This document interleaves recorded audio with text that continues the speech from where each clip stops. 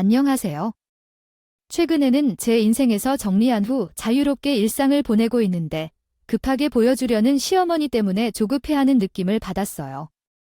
누구든 남들에게 잘 사는 이미지를 보여주고 싶어 하는 욕망이 있죠. 하지만 그게 마치 본인이 가지고 있는 것보다 더 나아 보이고 싶어 하는 경우 문제가 생길 수 있어요. 지금은 이 문제를 속 시원하게 얘기할 수 있지만 과거에는 이런 상황 때문에 얼마나 속상했었는지 모르겠어요. 한때는 참고 있으면 이 정도로 심각하게 될 것 같진 않았을까 하는 생각도 들어요. 이혼에 대한 이야기는 많이 나온다고 하지만 제 주변에서는 그렇게 많지 않아서 이혼에 대해 이야기하면서 다른 이야기를 듣곤 했어요. 그러다가 본뜻으로 사연을 어떻게 들어주실지 생각을 해서 자주 듣는 채널을 보내게 되었습니다. 결혼을 했기 때문에 생기는 변화에 대해 생각하지 못했는데 부모님은 저가 결혼 후에 할 일을 다 해주셨던 것 같아요. 어느 날 부모님은 우리를 불러 모아 가게를 줄이고 싶다는 말씀을 하셨습니다. 자식들이 둘 다 결혼을 했으니 우리 일은 끝났네라고 생각하시는 모습이 보이더라고요. 많이 도와주고 있지만 나이가 들면서 가게 운영이 힘들어져서 줄이기를 고려하고 있다고 합니다. 예전에는 결혼 자금을 모아야 했기에 바쁘게 살아왔는데 이제 둘 다 결혼을 해서 우리도 여행을 다니면서 쉬고 싶다는 생각을 가지고 있군요.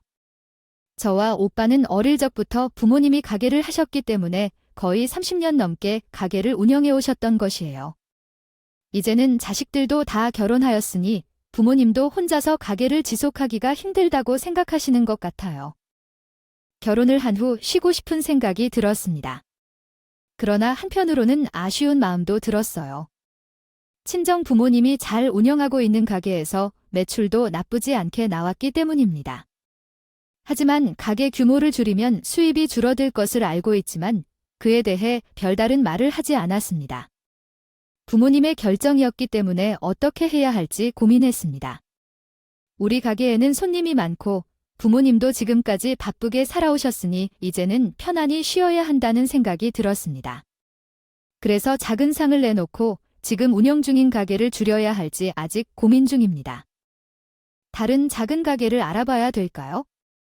아무래도 우리가 생활하기 위해서 돈이 필요하니까요.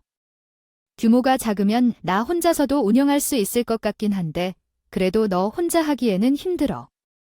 엄마 아빠랑 같이 해야지.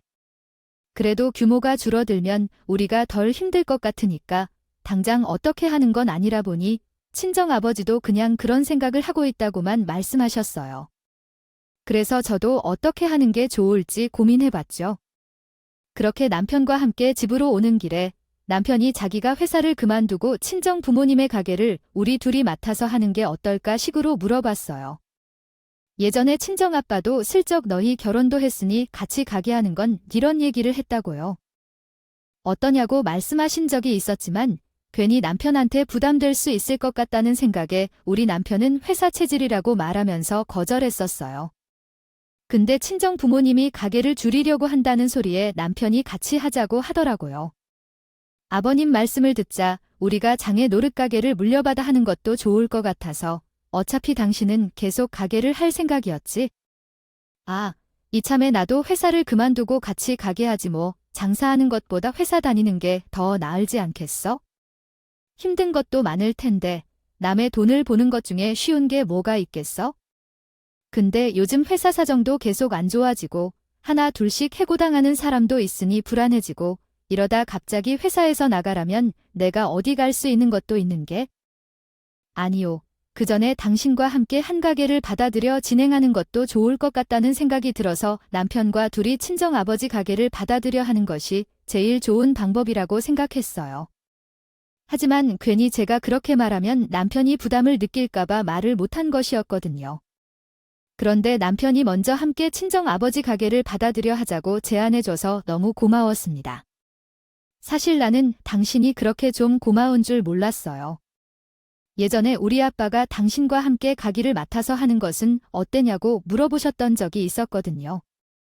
나는 당신의 관심이 없다고 생각했는데 물었어요. 사실 처음에는 형님이 계셔서 형님이 물려받으실 것 같았다고 생각했지만 형님은 어찌됐든 가게를 물려받을 생각이 없으셔서요.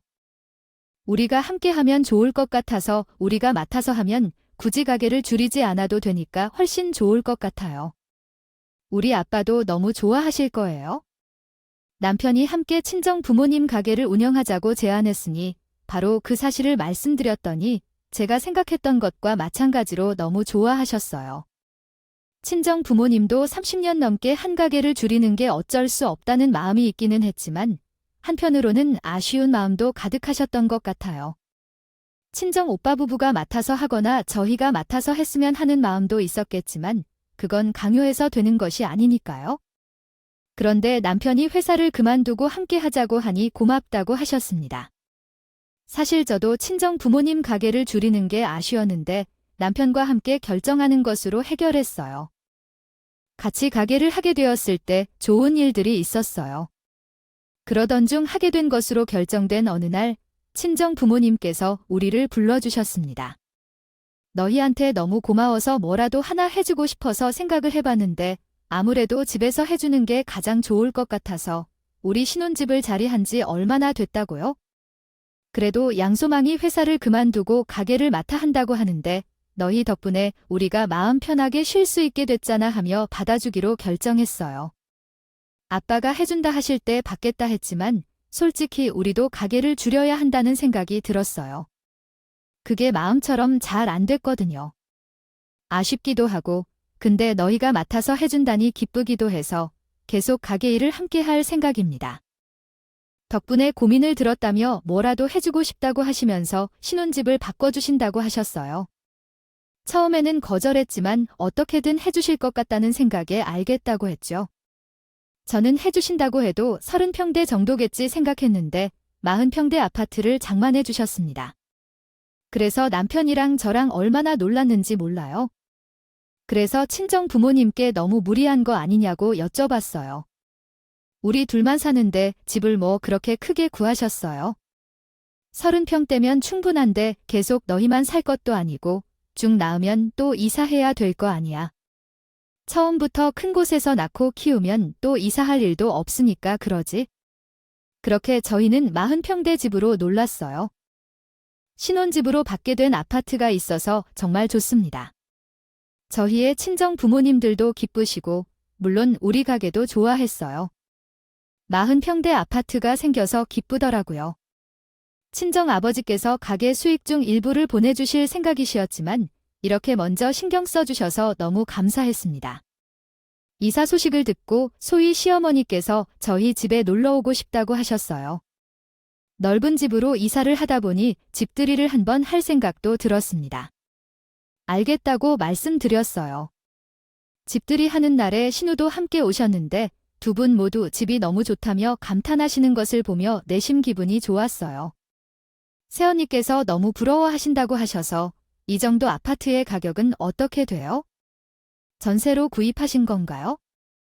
저희는 집을 산 게 아닌데 친정 부모님의 가게를 제 남편과 함께 맡으면서 친정 부모님께서 많이 편해지셨다고 고맙다고 하신 거예요.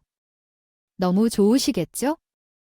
요즘에는 30대 형태 아파트에서 실혼을 시작하는 사람도 많지 않은데 신이가 취업한 지 얼마 안 돼서 그런가 이것저것 물어보는 게 많더라고요. 그래서 제가 아는 한으로 대해서는 얘기해주고 있는데 저희 얘기를 옆에서 가만히 듣고 있던 시어머니가 끼어들면서 한마디 하셨어요. 너도 이런 집 사가지고 어느 남자랑 결혼하면 되는 거지? 뭐가 그렇게 호들갑이야? 나도 어느 정도 돈은 모아야 될 거 아니야? 이번에도 카드 꾸반자로 이사가야 된다고 하셨어요. 참을 이야기할게. 만약 그 남자가 너를 진짜로 좋아한다면 너는 아무것도 하지 않아도 시집에 들어가도 돼. 우리 자식들은 성인이 돼서 이런 일을 받아들이게 돼 결혼할 수 있는 거니까 걱정하지 마. 솔직히 말해서 너의 오빠도 가게 사는 일이 있기 때문에 여유는 있을 것 같아서 시집을 보내는 게야. 안 그랬으면 시집을 안 보낼 걸. 엄마는 어디서든 못하는 말은 없으니 우리 엄마 그냥 그런 식으로 얘기하는 거니까 너무 심각하게 받아들이지 마. 시어머니의 말이 조금 기분 나빴지만 신이가 한마디 해주신 것도 있고 그래서 그냥 넘긴 거지. 그 자리에서 우리 어머님 뭐라고 했는지 애매해서 묻기도 어려웠어. 그러던 어느 날 신이 만나라는 사람이 있다는 소문을 들었어. 축하한다는 말도 하고 좋은 사람이면 결혼하라는 말도 했거든. 그런데 그렇게 말한 지 얼마 안 됐어요. 된 것 같은데 명절에 가보니 양쪽에서 결혼 얘기가 나오고 있다고 하더라고요. 그래서 너무 급하게 준비하고 있냐고 물어봤어요.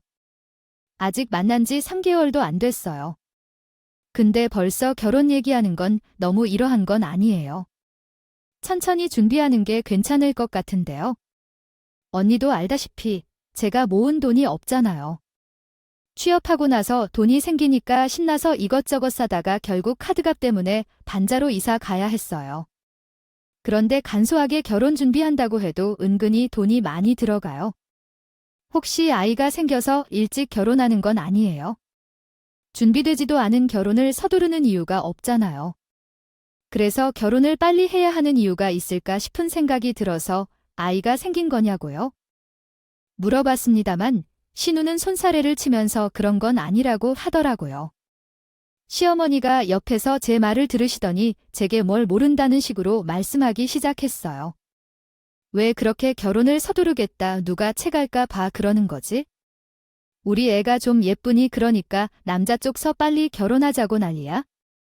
그래도 아가씨, 지금 결혼 자금 모은 것도 없잖아요.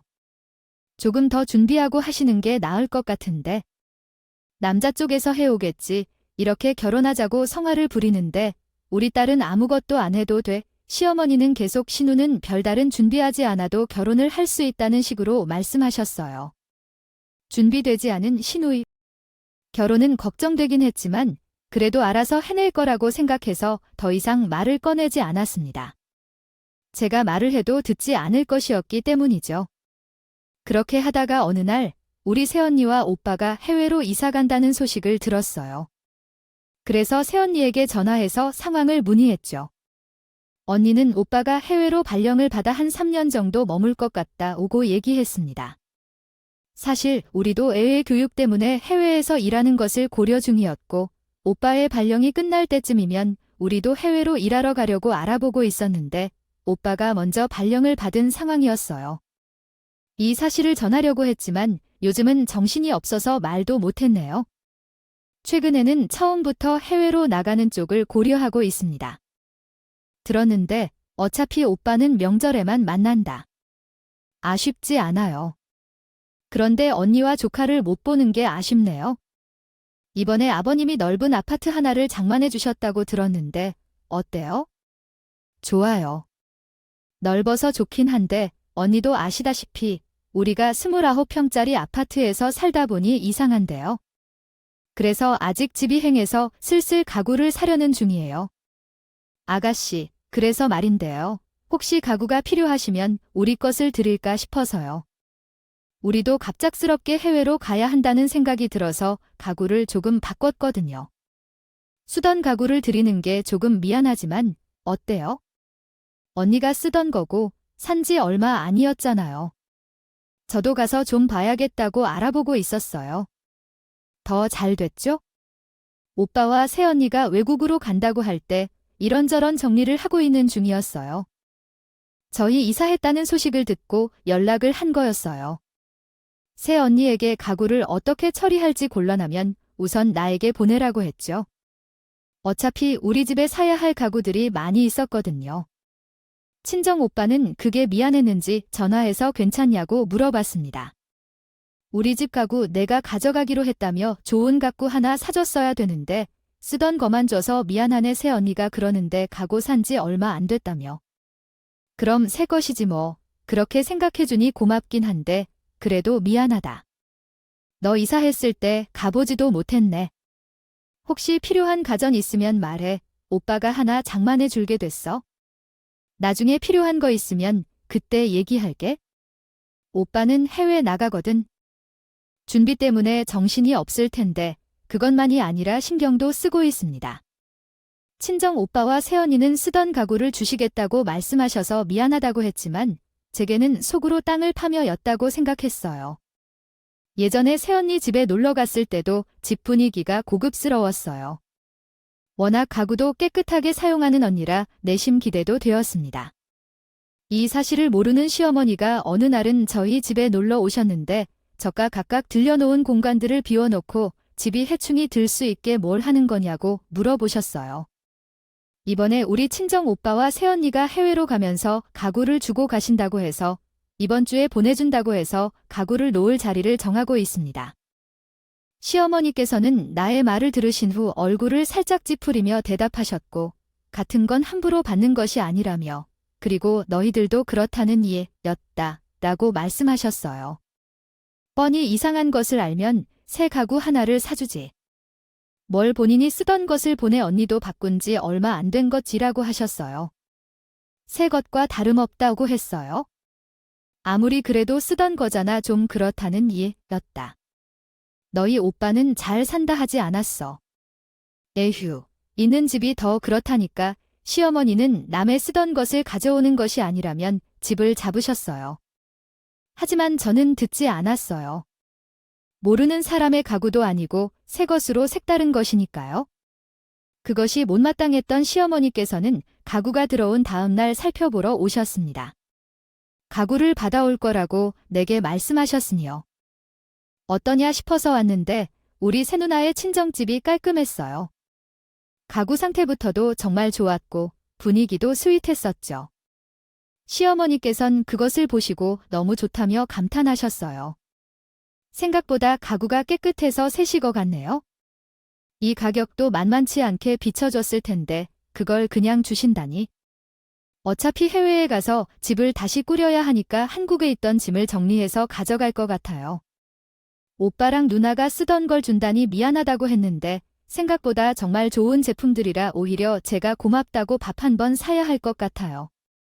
소파도 이렇게 좋은데 너희 집에 필요 없는 물건이 있어서 가져갈까 생각 중이에요. 해야겠다. 우리 집에 가구가 많이 없어서 그런지 필요 없는 건 없었어요.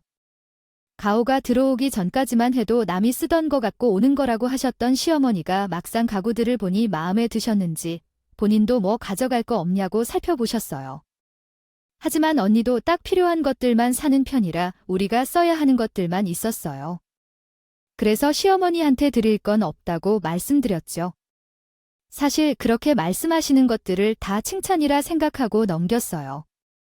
그 정도로 저 언니가 보낸 물건이 좋았나 보다 싶었거든요.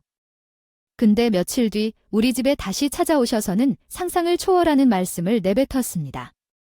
우리 딸이 지금 결혼 얘기 나오고 있는 거 알지? 그래서 그런데 이번에 사위가 인사드리러 온다. 우리 딸이 결혼하기 전까지 너와 나랑 집을 바꿔서 지내자고 하는데 왜 그러냐고 여쭤봤어요. 어머님이 집이 없으신 것도 아니고 그래도 사비가 집에 오는 거니까 조심해야 하는 것 아니야? 내가 너희 집에 갔다 왔을 때 보니 괜찮더라고. 너희 집도 40평이고 그러니 사위가 오면 이런 데 살고 있다는 걸 보여줘야 우리 집을 얕잡아 보지 않을 거야. 이유가 뭐 있어? 가족들이 사는데 결혼식을 할 때까지만 바꾸는 건 말이 안 되잖아. 결혼 전까지는요. 우리가 잘 사는 모습을 보여줘야 해요. 거기에서 우리를 만만하게 안 보이게 해주어야 해요. 그런 것을 해야 하는 거죠. 시어머니가 하는 말을 들어보니 상대방에게 이것저것 요구한 듯한 것 같더라고요. 그래서 더 잘 사는 모습을 더 보여주고 싶었던 것 같아요. 근데 과시하고 싶어도 본인의 것으로 해야 되는 거예요? 저희 친정 부모님이 사주신 저희 신혼집을 시어머니의 집인 척하는 것은 말이 안 된다고 생각했어요. 근데 시어머니가 왜 이렇게까지 하는지 보니 시부모님께서 사시는 곳이 오래된 30평 아파트였어요. 그래서 그걸 보여주면서 잘 사는 척 말하기가 부끄러웠죠. 또한 거기에서만 20년을 살았으니 인테리어는 물론이고 낡은 부분들이 많이 있었습니다. 보였거든요. 말씀드렸을 때 몇 번이고 가르쳐 주신 걸 기억합니다. 집이어도 사람이 편안히 살면 되는 건 아니냐고 하셨지만 실제로 저한테는 그 모습이 걱정스러워 보입니다. 그래서 제게 변화해달라고 계속 요구하신 거죠. 하지만 저는 그건 이해하기 어렵다고 생각해서 단호히 거절했습니다. 결혼식 이후에도 눈에 띄지 않을 것이 아니고 어머님께서 계속 거주하시는 한결국은 알게 될 테니까요. 결혼 이후에야 알게 될 것이라면 그렇다고 해도 괜찮지 않나요? 결혼했다면 이런 이유로 이혼하지 않을 거 아니겠어요? 그러니까 잠깐 동안은 제가 너희 집에서 자게 두고 너희 집을 바라는 건 아니라는 말이에요. 아니잖아. 무슨 가방 바꾸는 것도 아니고 집을 어떻게 바꿔서 살아요? 그리고 심지어 여기는 저희 친정아버지가 사주신 집인데 이건 저희 친정아버지가 아셔도 기분 안 좋으실 것 같아요. 그럼 사돈한테 말 안 하면 되는 거지가 보면 너는 성이 없더라. 시어머니는 어떻게든 저를 설득하려고 하셨지만 저는 웃지 않고 시어머니 얘기를 거절했어요.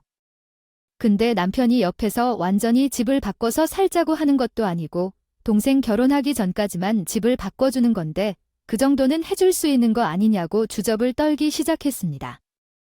그래서 남편한테도 나랑 이혼하고 싶지 않으면 다시는 그 말 꺼내지 말라고 엄포를 놨어요. 입에서 이혼 소리가 나와요. 그런데 남편도 더 이상 집 바꿔 자는 말을 꺼내지 않더라고요. 시부모님이 주신 집이라 해도 집을 받고 살아가는 것이 말이 안 되는데 친정부모님께서 주신 집을 바꾸자고 얘기하는 것은 더욱 이해하기 어려웠죠. 몇 번째 시어머니께서 연락하셔서 집을 바꾸자고 하셨지만 그때마다 저는 수락할 수 없다고 말씀드렸습니다. 그래서 결국 지금 시어머니가 사시는 집으로 사위가 인사드리러 왔었나 봅니다. 시어머니가 집을 보고 실망한 것인지 모르겠지만 어찌됐든 그곳에서 결혼한 지 만해가 되었는데 파혼이 되는 경우도 많으니 그것이 말이 되는 생각이었는데요. 파이혼되는 경우에 대해서 생각해보게 되었는데 신혼여행을 한 이유 중 많은 부분이 이유를 차지하고 있다는 것이 제겐 생각지도 못한 일이었어요. 신우의 결혼이 차피 미루어지고 있다는 소식을 듣고 남편이 쌀쌀하게 대하는 것은 물론이고 제가 무슨 말을 할 때마다 툴툴거리며 얘기하기 시작했습니다. 당신이 한 번 봐줬으면 내 동생 결혼 못하는 일 없었을 텐데 미안해서 내 동생은 얼굴을 어떻게 보내야 하겠어요. 그게 무슨 말이에요? 아가씨가 나 때문에 결혼을 못한다고 했어? 왜 말을 그렇게 해? 내 동생이랑 결혼하려는 사람이 엄마에게 오고 나서 결혼을 해야 한다고 하는데 그게 당신 탓이라면 누구 탓인데요? 저가 집을 안 바꿔줬다고 못할 결혼이었네요. 신우의 결혼을 못했다고 하더라고 기가 막혔어요. 그러면서 제게 쌀쌀하게 걸어오길래 그냥 무시했어요. 버렸어요. 근데 남편의 투정은 아무것도 아니었어요. 다음날 시어머니가 우리 집에 찾아오셔서 저한테 소리를 지으셨습니다. 너 당장 우리 딸이 사는 곳이랑 집을 바꿔라. 여기 있는 걸 다 챙겨서 사는 집으로 가. 이선에 갑자기 오셔서 그게 무슨 말씀이세요? 내가 나랑 집을 안 바꿔줘서 그쪽 집에서 우리가 생각보다 잘 살지 않는다고 생각했는지. 결혼을 계속 미루고 있잖아. 그러니까 우리 딸 신혼집으로 내가 40평 아파트라도 해준다면 거기도 태도가 바뀔 거야. 아니야. 우리 친정부모님이 사주신 아파트를 씨한테 주라고 해. 그리고 지금 아가씨 반지하에 살고 있는 거 아니에요? 내가 이 집 나랑 안 바꾸잖아. 주는 바람에 이사단이 났잖아. 이 집 우리 신혼집으로 할 거니까 여기 있는 집 싹 다 우리 딸대로 보내서 비우라고. 우리 딸 혼수로 집 채울 테니까 어머님이 저와 집 안 봐고 온 거랑 아가씨 결혼이랑 도대체 무슨 상관인데 그런 거려? 그리고 친정 오빠가 보내준 가구들도 거기 다 안 들어가요? 친정 오빠네 가구가 신우이 집에 안 들어가는 얘기를 하자마자 시어머니가 갑자기 벌떡 일어나서 그 보란듯이 가구를 부수기 시작했습니다. 그 집에 안 들어가는 건 다 버리고 가던가 하면 되겠네. 너 때문에 내 딸 결혼 못하는 내가 볼 것 같아가 거냐며 소리치면 말리려고요. 아니었는데 시어머니가 어떤 기세로 나를 밀친 뒤 가구를 부셨어요. 다행히도 남편이 들어와서 시어머니를 말리고 상황이 종료되었습니다. 한참 후에 저도 정신이 없었어요. 남편이 시어머니를 집으로 모셔드리고 집에 돌아올 때 남편을 보며 집안일은 그냥 넘기지 않겠다고 단호하게 말했습니다. 나 이번에 어머니를 고소하려고 하는데 당신도 어머니 편을 들 생각하지 마세요. 우리 어머니가 얼마나 화를 내신지 아실 거예요. 당신 이번에는 그냥 넘기세요. 저도 지금 집이 이곳이 된 것을 보며 넘길 수 없겠어요. 그냥 넘기라고. 그리고 다가씨가 결혼하지 못한 건 내가 집을 안 빌려줘서 그러다니 말이 되나요? 솔직히 한눈에 봤을 때 잘 사는 집. 달이면 더 신경 쓰게 되잖아. 엄마가 그런 거 정도 바란 거지? 당신한테 큰 거 말한 거 아니잖아. 근데 당신이 딱 잘라 안 된다고 하는 바람에 결혼을 한 해 만에 하니까 그런 거지? 남편은 상황을 눈으로 보고 제 이야기를 들었음에도 불구하고 시어머니 편을 듣기 시작했습니다. 그래서 저도 지지 않고 시어머니가 잘못했다고 얘기했고, 그런 집안이면 차라리 결혼 안 하는 게 낫지 않아. 또 다짜고짜 나에게 집을 바꿔달라고 하면 내가 네 하고 해야 돼. 이건 어머님이 잘못하신 거지. 당신이 우리 엄마가 뭐 하라는 대로 한 적 있어? 그러니까 이번에는 그냥 넘어가라고 하는 거잖아. 내가 그걸 왜 그냥 넘어가야 되는데? 새언니가 우리 쓰라고 보내준 지 반년도 안 됐어. 근데 시어머니가 이렇게 망가뜨린 것을 그냥 보라는 거예요? 제가 그렇게 못해요. 그러니까 적당히 하라고도 하세요. 솔직히 저는 엄마가 이러는 것을 100번 이해해도 갑자기 남편은 제가 너무한 것이라고 얘기하며 시어머니가 이해하는 것 같다고 합니다. 아무리 팔이 안으로 굽어도 이건 너무한 것 아닌가 하는 생각이 듭니다. 저는 어떻게든 어머님께 사과를 받아야겠다고 생각했죠. 이해가 돼. 나는 이해를 못 받으니까 어떻게든 어머님께 사과라도 받을게요. 아니, 그렇게까지 해야 되나요? 서로 얼굴을 붉히고 싶어서 그런 건가요? 당신이 이번에 양보할 수 있는 게 있잖아요. 막말로 당신이 나랑 이혼할 거 아니면 우리 엄마를 계속 봐야 되는데 이런 일로 서로 불편해지면 당신만 더 힘들어질 거예요. 이건 누가 봐도 어머님이요. 당신이 잘못하고 있는 거야? 하지만 내가 불편한 셈치고 참는 게 옳은 일이라는 게 말이 돼. 만약 당신이 계속 어머니를 편들 거라면 집에서 당장 나가세요. 여기는 우리 아버지의 집이니까요. 뭐, 지금 당신과 이혼한다 해도 하겠다는 거야? 당신 잘 생각해. 당신과 이혼할 생각이라는 거야? 그러니까 당신은 짐을 챙겨서 나가세요. 남편을 쫓아내고 난 짐을 실은 트럭 기사를 불렀어요. 그리고 시어머니께서 보신 가구들을 싫어하신다고 부탁했더니 그분들도 무슨 가구를 이렇게 했나요라고 하셨어요. 그러시면서 버릴 의도는 아니신가요라고 말씀하셨어요. 어떤 것을 들 것이냐는데 내가 주소를 알려드렸어요. 그래서 그분들이 의아한 표정으로 나를 바라보셨어요. 쳐다봤지 한눈에 봐도 못 쓰는 가구를 배달해달라고 하니 당황했을 것이다. 그래서 제가 상황을 설명했습니다. 저희 어머님이 나에게 반자집을 바꾸라고 하셨는데 저희 집 가구가 거기 안 들어간다고 말씀드렸더니 다 부셔버리셨다고 합니다. 이 정도까지 해놓고 가져다 놓으면 알아서 잘 사용하실 거라고 생각했는데 아저씨들은 제 이야기를 듣는 동안 누가 그런 시어머니가 있겠나 하며 혀를 참으며 부서진 가구를 싣고 떠나셨습니다. 그 자리에서 시어머니에게 전화를 걸었어요. 아직도 화가 났다는 사실을 알리고 싶었는지 냉랭한 목소리로 대답받았고 그 이유를 물어보셨어요. 다름이 아니라 저희 집으로 혼수 물건들을 보내셨으니 확인해 달라는 것이었습니다. 시어머니가 말씀하시기를 제가 혼수를 받았다고 하시니 드디어 본인의 의견을 듣게 되었네요. 한껏 밝아진 목소리로 시작한 시어머니는 그래, 그렇게 하면 진작 좋았을 텐데. 집을 못 바꿔줄 것 같으면 혼수를 싹 해주는 정성은 보여야지. 내가 이렇게 했으면 서로 얼굴도 안 키워도 됐겠어. 어머니, 저는 아무 말도 하지 않고 끊어버렸어요. 할 말도 없었거든요. 그 후 저는 제 짐을 싹 다 챙겨서 친정으로 갈 준비를 하며 남편과 함께 살았던 40평 아파트를 내놓았습니다. 이혼을 결정했기 때문에 신혼집이 더 이상 의미가 없었거든요.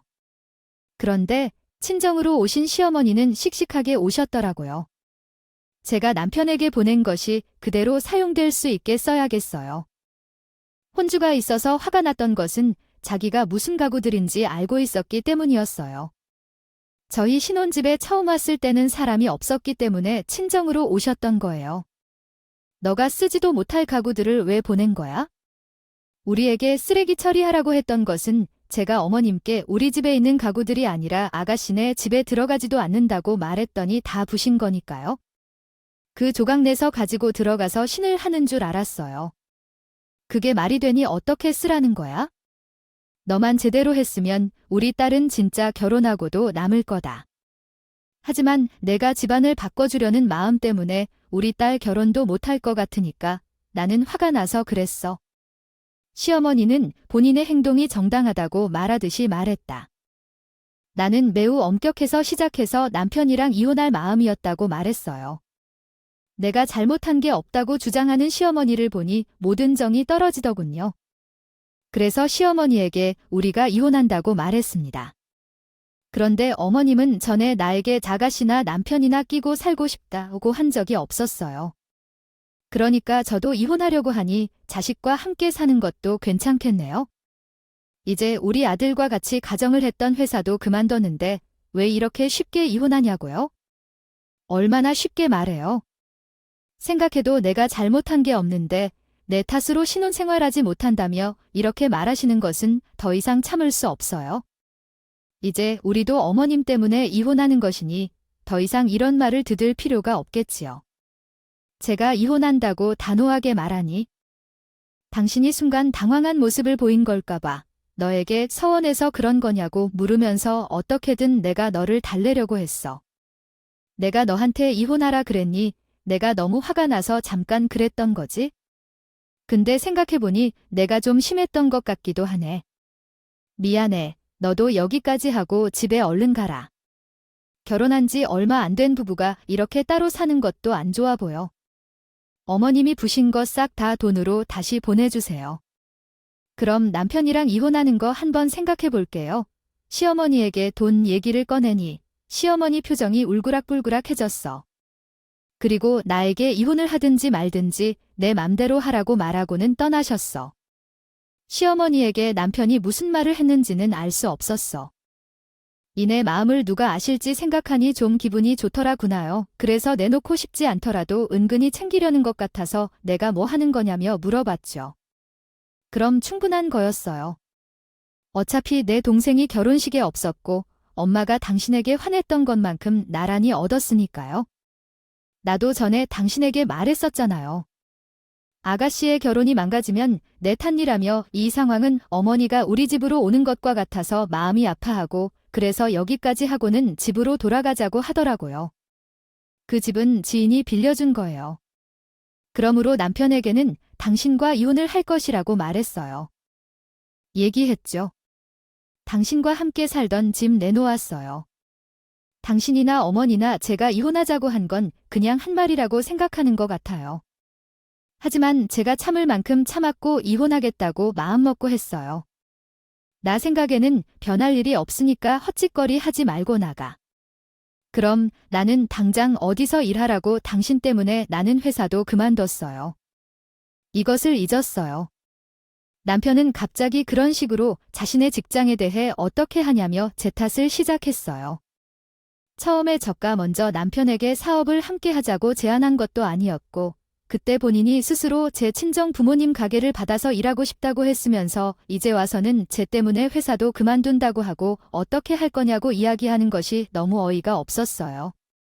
나 때문에 그만둔 게 아니라 그만둔다고 한 건 당신인 어머님이나 남을 탓하는 것은 모두 같다. 정말로 소름이 끼치는 일이다. 만약 당신과 이혼한다면 나도 당신과 함께 있는 동안 일을 못하고 돈도 못 벌게 될 것이니 그 집은 우리가 시아버지로부터 받은 것인데 그것을 내가 주면서 더는 당신에게 무엇을 달라고 하지 않을 것이다. 남편의 행동을 지켜보면서 정말 도둑놈인가 하는 생각이 들 정도로 매정하게 이야기했다. 뻔뻔하기는 하더라도 정도가 있어야 해. 그리고 그 집은 우리 아버지가 주신 것이고 당신과 내가 결혼한 지 3년도 안 된 상태에서 당신이 목 주장하지 않을 것까지도 몰라. 그러니까 당신에게 뭘 그냥 달라 하는 게 아니겠어요? 만약 당신도 우리에게 미안하다면 그 정도는 해야지. 내가 어째서 사과해야 하는지 모르겠어. 더 이상 대화하고 싶지 않으니까 법적으로 처리하자고. 만약 이혼 소송으로 가게 되면 난 집을 줄게. 너는 그렇게 생각하면 돼. 처음에 남편과 합의 이혼을 하기로 했었거든. 합의 이혼은 시간이 오래 걸리고 어렵다고 들었어. 남편도 이혼을 원할 거라고 생각하지만 합의 이혼으로 고려한 게 나뿐이었어. 서로 생각이 다르니까 협의 이혼은 불가능하다고 해. 그래서 난 바로 변호사를 고용했어. 남편을 빨리 내 삶에서 끊어내고 싶었어. 내가 생각한 대로 남편은 우리 결혼집에 어떤 권리도 없고 이혼 시 재산 분할을 하더라도 결혼집은 받을 수 없게 될 거야. 하나도 없었습니다. 그리고 난이 저를 찾아와서는 자기가 너무 성급하게 행동한 것 같다며 미안하다고 하더라고요. 당장 눈앞에 손해가 보이니 사과는 신용처럼 보였습니다. 그래서 어차피 이혼할 마당에 사과하는 게 무슨 의미가 있겠냐고 했죠. 그러니 남편이 그러면 그냥 협의로 이혼하는 건 어떨까 하는데 기가 막히더라고요. 그래서 제가 소송으로 계속 갈 거니까 더 이상 찾아오지 말라고 했습니다. 그대로 남편 핸드폰 번호도 싹 다 차단해 버렸어요.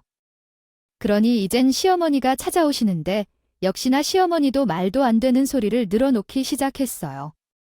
우리 아들이랑 이혼하는 것은 이혼하는 것인데 너 때문에 우리 아들. 회사를 그만둔 거니까 사돈 가게에서는 계속해줘. 제가 그만두라고 해서 회사를 그만둔 것도 아니고요. 본인이 그만두고 싶어 그만둔 건데 이제 자기가 알아서 살기 찾겠죠.